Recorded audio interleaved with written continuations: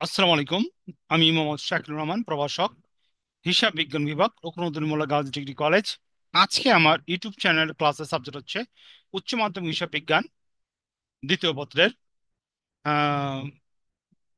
Board question, Dhaka board 2024-এর 3 নম্বর না 4 নম্বর question আজকে আমরা সলিউশন করতে যাচ্ছি। তো প্রথমে আমরা কি করি, কোশ্চেনটা ডিসপ্লেতে শো করি।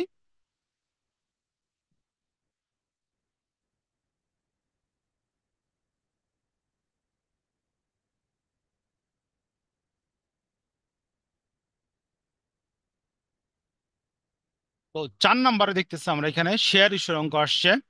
তো অঙ্কটা আমরা পড়ি। 4 নম্বর, পদ্মা কোম্পানি লিমিটেড 100 টাকা মূল্যে 60,000 শেয়ারে বিভক্ত, যার মূল্য 60 লাখ টাকার অনুমোদিত মূলধনে নিবন্ধিত।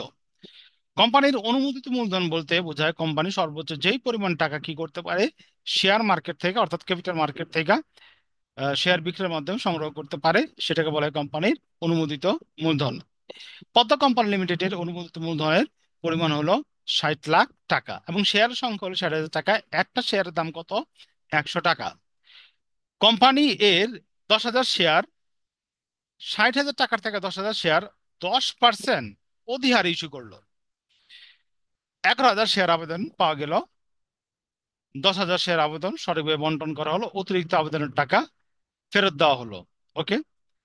শেয়ার প্রতি অধিহার এবং অধিহারের পরিমাণ নির্ণয় করো। করণীয় কত বলছে?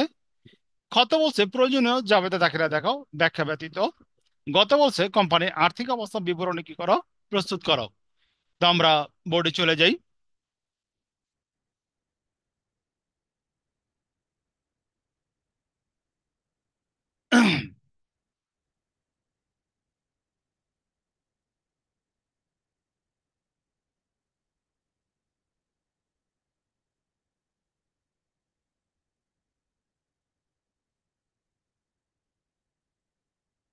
হিসাব বিজ্ঞান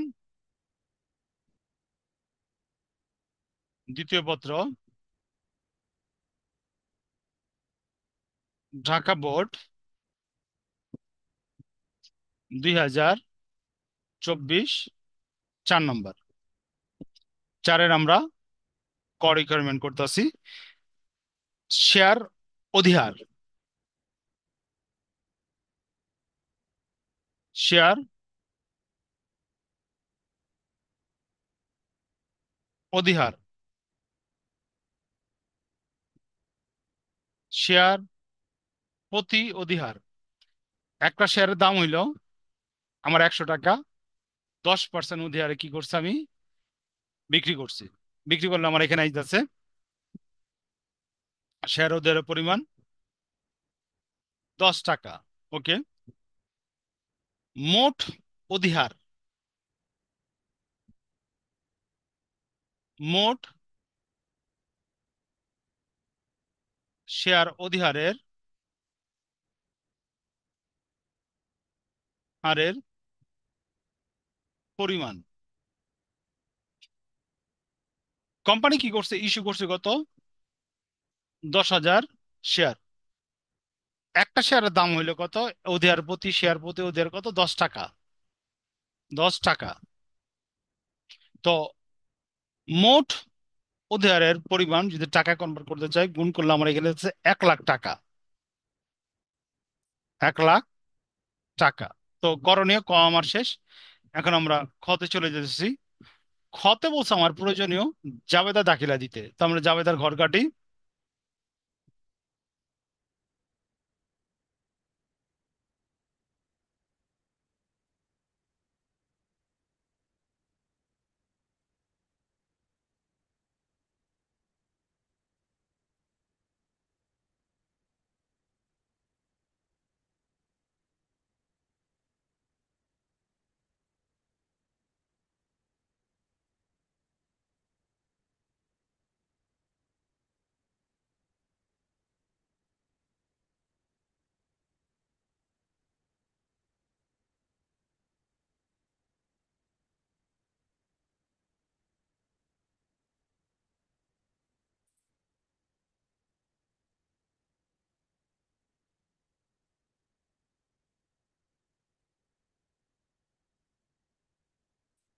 প্রতিষ্ঠানের নাম হলো পদ্মা কোম্পানি লিমিটেড।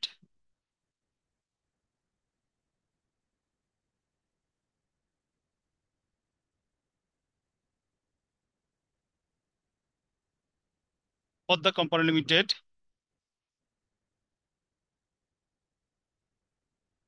জাবেদা দাখিলা। তারিখ, বিবরণ,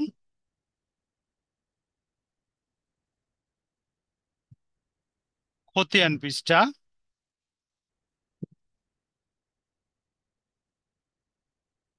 ডেবিট টাকা,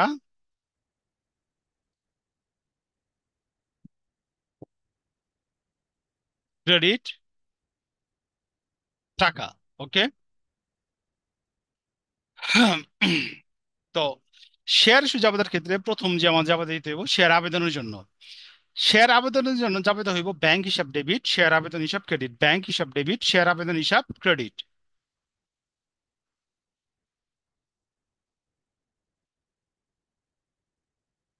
ব্যাংক হিসাব ডেবিট। শেয়ার আবেদন কত পাইছি? 11,000। শেয়ার আবেদন পাইছি, একটা শেয়ারের দাম 110 টাকা। ব্যাংক হিসাব ডেবিট, শেয়ার আবেদন হিসাব ক্রেডিট।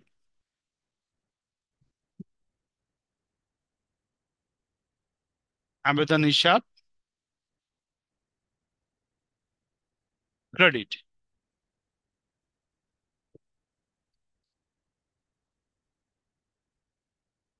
11,000 গুণ 110 টাকা, শেয়ারের দাম হলো 100 টাকা, এবং অধিহারের পরিমাণ হলো কত? 10 টাকা।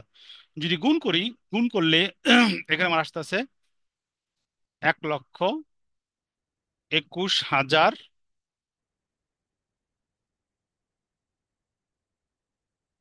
হুম, আমার এখানে আছে 12,10,000 টাকা। 12,10,000 টাকা। ওকে। অঙ্কতে বলছে এখানে ব্যাখ্যা দেওয়ার দরকার নাই, তো আমরা ব্যাখ্যা দিলাম না। ওকে। এরপর আমরা দ্বিতীয় জাবেদা দিতে হইব শেয়ার ইস্যুর অঙ্কের ক্ষেত্রে। শেয়ার আবেদনের টাকা কি করবো আমরা? শেয়ার মূলধন হিসেবে কি করব? ট্রান্সফার করব। শেয়ার আবেদন টাকা শেয়ার মূলধন হিসেবে ট্রান্সফার করা যাবে তাহলে শেয়ার আবেদন হিসাব ডেবিট, শেয়ার মূলধন হিসাব ক্রেডিট। এবং যেহেতু অঙ্কের মধ্যে অধিহার আছে, এই জন্য কি করতে হবে? শেয়ার অধিহার হিসাব ক্রেডিট করতে হবে। তো আমরা লিখি প্রথমে শেয়ার আবেদন হিসাব ডেবিট, শেয়ার আবেদন হিসাব ডেবিট। শেয়ার আবেদন হিসাব ডেবিট, শেয়ার মূলধন হিসাব ক্রেডিট, শেয়ার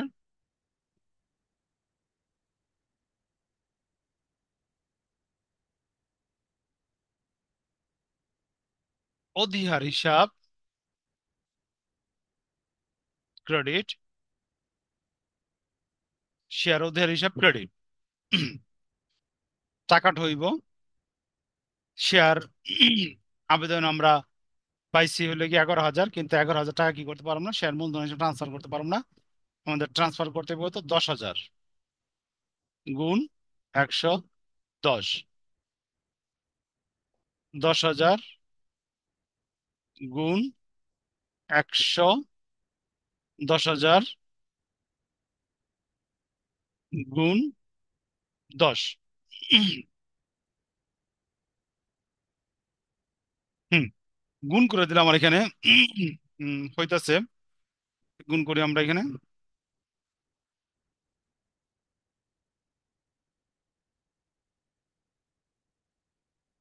1,00,000, 1, 2, 3, 4 গুণ 110, আমার এখানে যাচ্ছে 11,00,000 টাকা।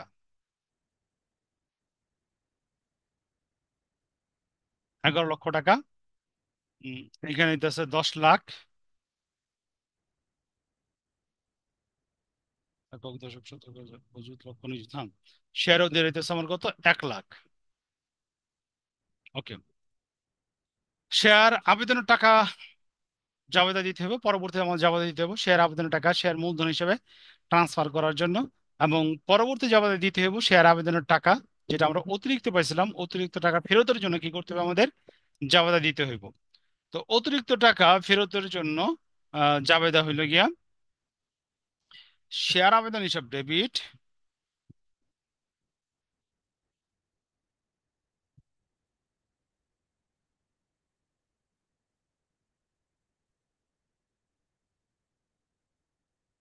ডেবিট,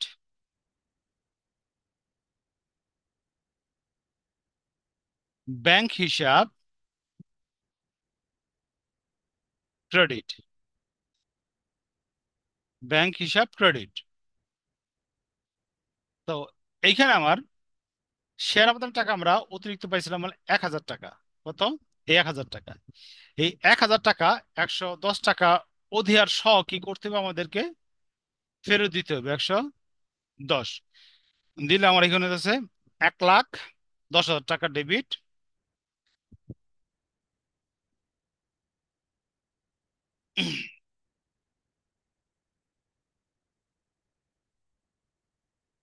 1,10,000 টাকা ক্রেডিট। তো জাবেদা আমরা সম্পন্ন করলাম। তারিখ ব্যতীত, ব্যাখ্যা ব্যতীত, যেহেতু কোশ্চেনের মধ্যে তারিখ নাই এরকম ব্যাখ্যা নাই, সেটা আমরা দিলাম না। এখন আমরা চলে যাবো আমাদের আহ, দ্বিতীয় ধাপে, সরি 3 নম্বর রিকোয়ারমেন্টে। আমাদের 3 নম্বর রিকোয়ারমেন্ট হচ্ছে আর্থিক অবস্থা বিবরণী তৈরি করো। তো আমরা গত চলে গেলাম, আর্থিক অবস্থা বিবরণের জন্য আমরা ঘর করতেছি।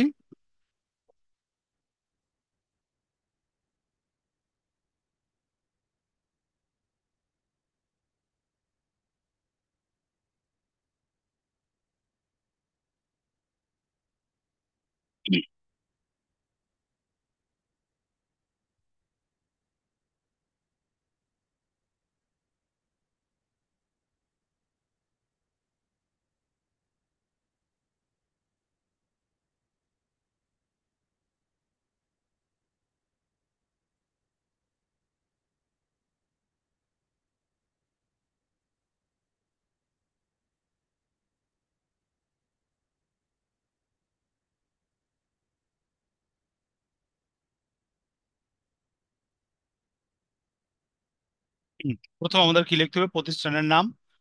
প্রতিষ্ঠানের নাম হইলো পদ্মা কোম্পানি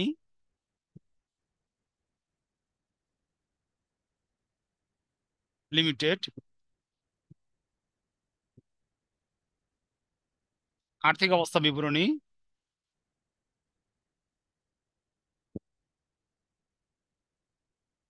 2000। সালটা এখানে আমার কোশ্চেনের মধ্যে লেখ নাই, তো আমরা লিখুন ডট ডট সালের, ডট ডট তারিখের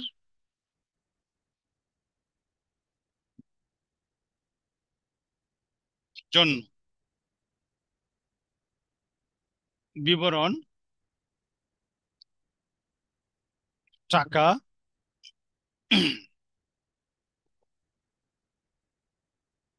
বিবরণ, টাকা। ওকে।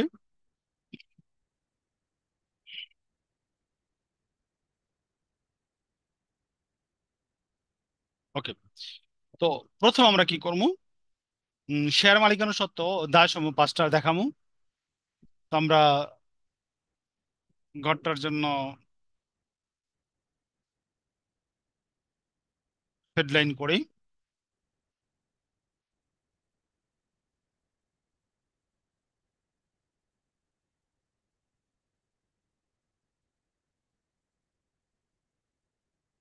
শেয়ার মালিকানা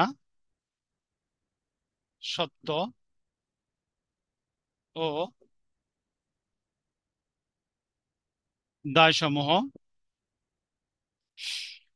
এরপরে হেডলাইন হইব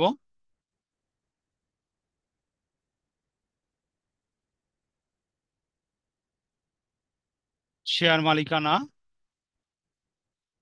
সত্ত্ব।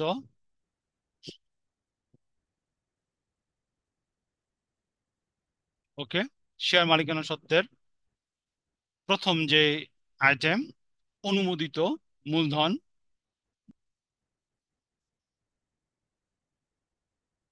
অনুমোদিত মূলধন প্রত্যেকটি শেয়ার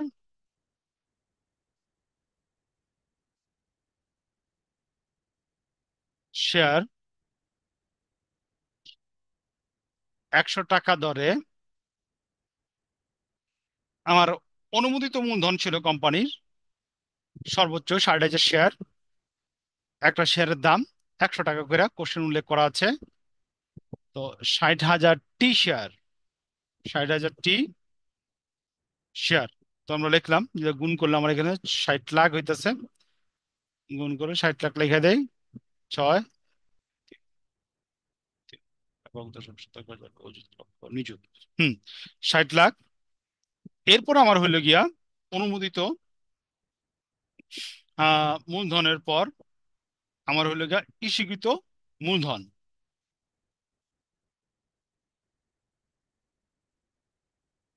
ইস্যুকৃত মূলধন প্রত্যেকটি শেয়ার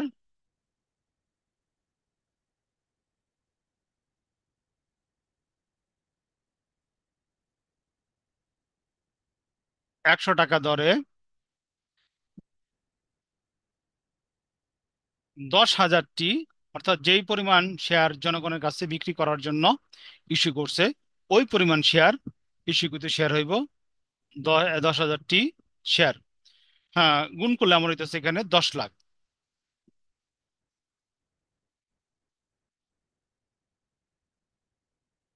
এখানে গেল। ইস্যুকৃত মূলধনের পর আমরা লিখুম বিলিখিত মূলধন।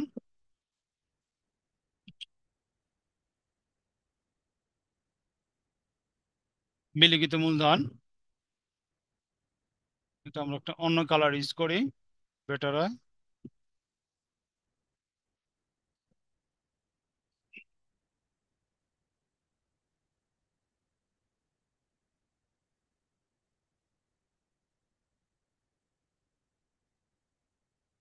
মূলধন প্রতিটি শেয়ার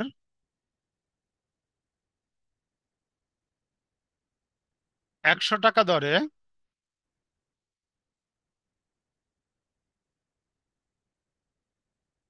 10,000টি শেয়ার, 10 লাখ টাকা।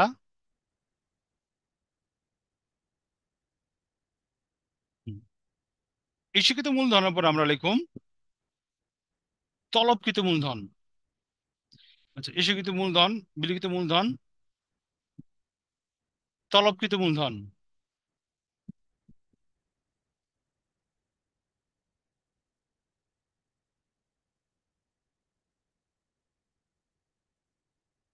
ওকে, প্রতিটি শেয়ার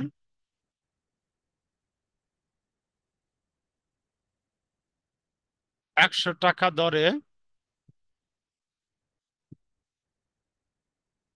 10,000টি শেয়ার, 10 লাখ।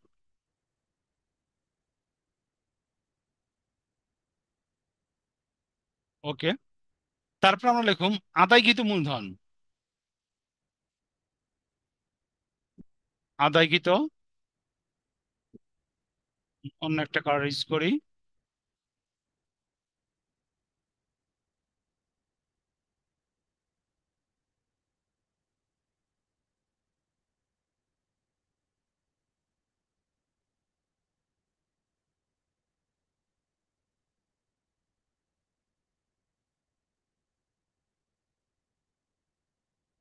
আদায়কৃত মূলধন, আদায়কৃত মূলধন সমান সমান তলবকৃত মূলধন। তলবকৃত মূলধন যদি বকেয়া তলব থাকে তলবকৃত মূলধন থেকে বাদ হইব। তো আদায়কৃত মূলধন আর তলবকৃত মূলধন সেম হইব যদি বকেয়া তলব কি না থাকে। তো সরাসরি আমরা বসাই দিতেছি 10 লাখ টাকা। 10 লাখ টাকা এটা আমাদের সরাসরি আমরা কি বসাই দেবো, ঠিক আছে। এরপর আমাদের হেডলাইন হইব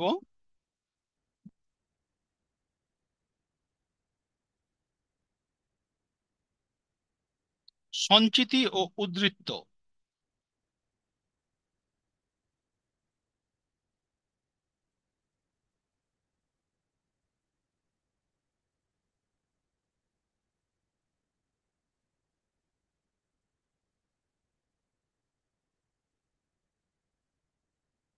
সঞ্চিতি ও উদ্ধৃত্ত, সঞ্চিতি এবং উদ্ধৃত্তের আহ, আমার আইটেমটা হইল শেয়ার অধিহার। কি ভাই? শেয়ার অধিহার। শেয়ার অধিহার, শেয়ার অধিহারের টাকা দেওয়া আছে আমার সরাসরি 1 লক্ষ টাকা। আর কোন আইটেম নেই দায় পাশে আমার। দায় পাশটা আমরা যোগ করি।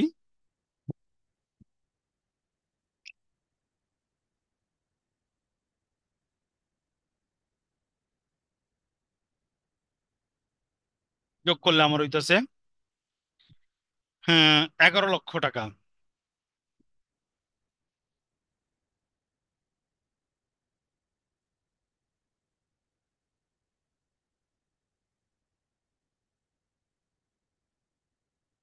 11 লক্ষ টাকা।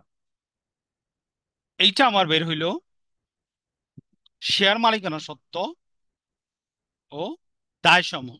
এটা আমার বের হইলো শেয়ার মালিকানা সত্ত্ব ও দায় সমূহ। মোট আর কি, মোট শেয়ার মালিকানা সত্ত্ব ও দায় সমূহ। এখন আমরা হেডলাইন করবো সম্পদ। আমরা আরেকটা পেজ চলে যাই, ঘর কাটি।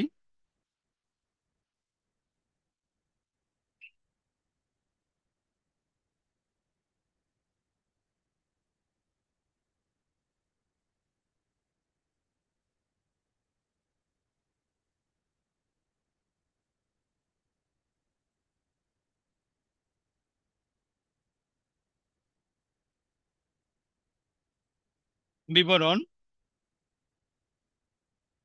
টাকা। এরপর আমরা কি করবো সম্পদ এবং সম্পত্তি সমূহের যেই পাঁচটা আছে ওটা আমরা করব। সম্পদ ও সম্পত্তি সমূহ।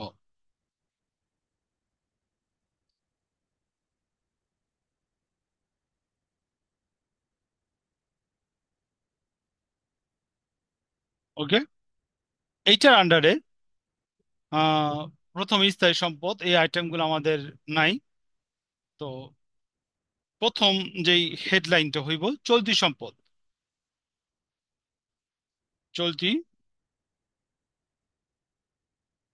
সম্পদ।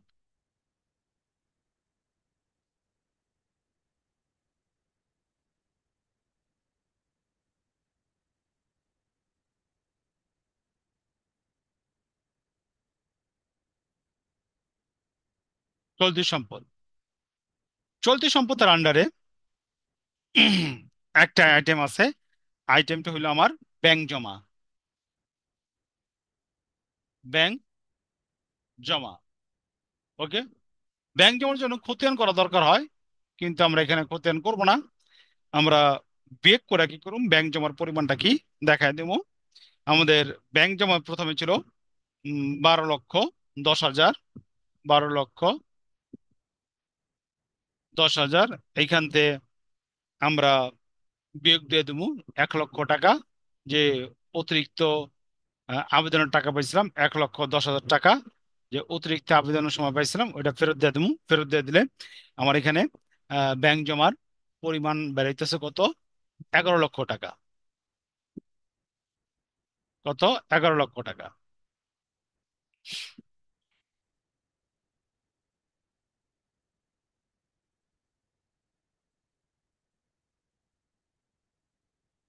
11 লক্ষ টাকা। এইটা আমার বাইরে হলো মোট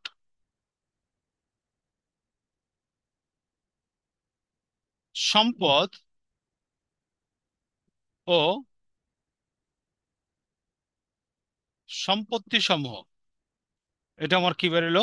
মোট সম্পদ ও সম্পত্তি সমূহ। তো এখানে আমরা দেখতেছি আমাদের দায় পাশের যোগফল 11 লক্ষ টাকা এবং সম্পত্তি পাশের যোগফল 11 লক্ষ টাকা যদি হয়ে যায় তো আমাদের ব্যালেন্স শিট কি সঠিক আছে। তো আমরা আজকে আলোচনা করলাম ঢাকা বোর্ড